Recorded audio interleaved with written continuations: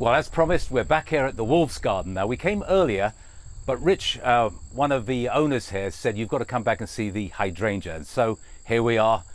Here's Rich. Here's a hydrangea.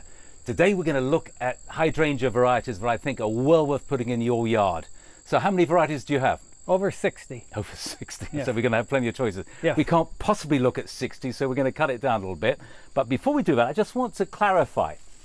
Most people think of hydrangea, they think of these ones. These are the macrophyllars, the big leaf hydrangeas. What do you think of them? I don't like them because they're very inconsistent and they don't bloom well in this area. Yes, but unfortunately this year was a great year for them. But probably 10 years ago, I got no flowers on mine at home. So the macrophyllars, I will give them, I'll throw them away. Yeah. So why don't we get started? We're going to look at, first of all, some of the panicle hydrangeas. And if you've got 60 varieties, we're going to find some really good ones for you to plant in your house. Well, let's start by talking about panicle hydrangeas. Now, basically the flowers are formed along a stem, panicle, the flowers are like that. Why are they so good? One, they're hardy, they're very reliable, they bloom on new or old growth, and they're almost impossible to kill. Almost impossible to kill, did you hear that?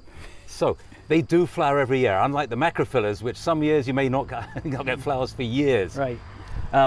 What I think is fantastic about it is the change of color. Can you explain that to us? Well, these here will start out white, and then they'll go from a light pink, and they're going to go to this dark color, and then they'll harden off, and they'll stay like this until the first frost or freeze. So even after the frost, the flowers still Yes. can be look kind of interesting. They have all kinds of wonderful new names now. This one is Fire and ice. Fire and ice. Fire because it's ice. It's white when it comes out, and fire when it ends up. Well, Rich, these are absolutely gorgeous. A wonderful edging plant, yeah? Yes.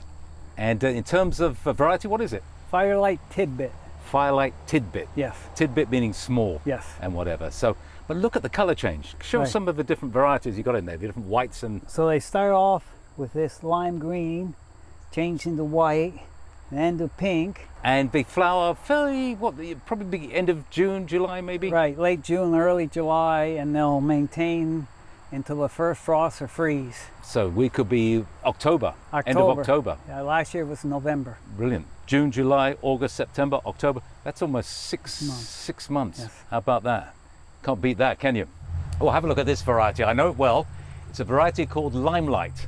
Now, I think Rich cut it down pretty low, and they grow so rapidly, but they only grow a few shoots if you cut it all the way down like this.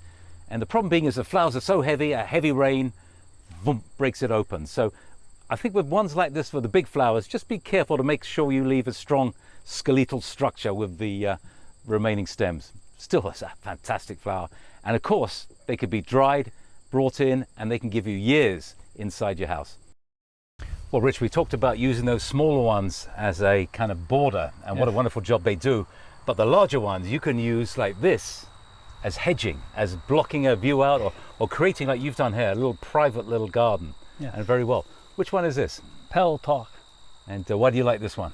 Well, it's beautiful white colors, and then it will change as the fall comes on. It's a later blooming one, but it's a beautiful white and full of blooms. So if you want a bit more white in the summer, in the late summer, this is probably a good choice. Yes.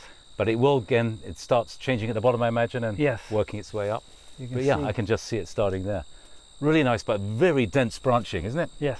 So even in winter, that kind of stems, if you don't cut it back, will give you some kind of privacy or wind block effect. So this is one of these in-between size ones, yeah? Yes, a little lime. Little lime. Don't go away, we've got a lot more to show you when we come back.